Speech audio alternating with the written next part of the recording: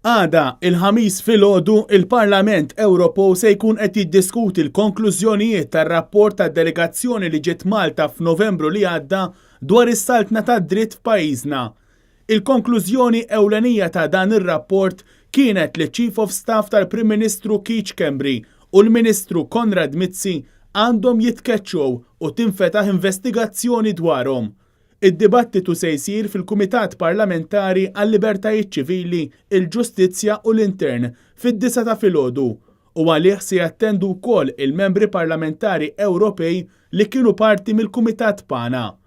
Sa issa il-Parlament Malti għadu ma ddiskutix dan ir-rapport dwar Malta u l-uniku reazzjoni tal-Prim Ministru Joseph Muscat kienet li hu jimpurtah biss x'jgħidu l-Prim Ministri, mhux il-membri parlamentari Ewropej.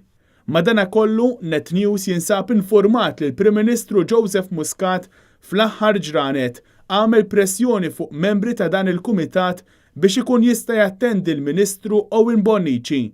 Din il-pressjoni saret bilan li Joseph Muscat itaffi xi ftit il-kritika li qed issir fil-konfront tiegħu mill-membri tal-Parlament Ewropew mill-gruppi politiċi kollha. Fil-fatt għal dan id-dibattitu, Joseph Muscat kellu jirrikorja l Owen Bonnici wara li lanqas deputati parlamentari mill-grupp politiku tiegħu huma qed jappoġġjawh fid-difiża tiegħu għar-rapport dwar Malta.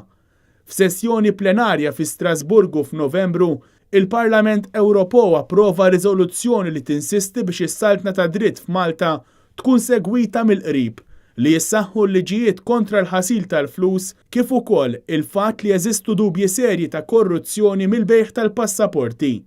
Dan id-dibattitu sar xahar biss wara l-qtil tal-ġurnalista Daphne Caruana Galizia.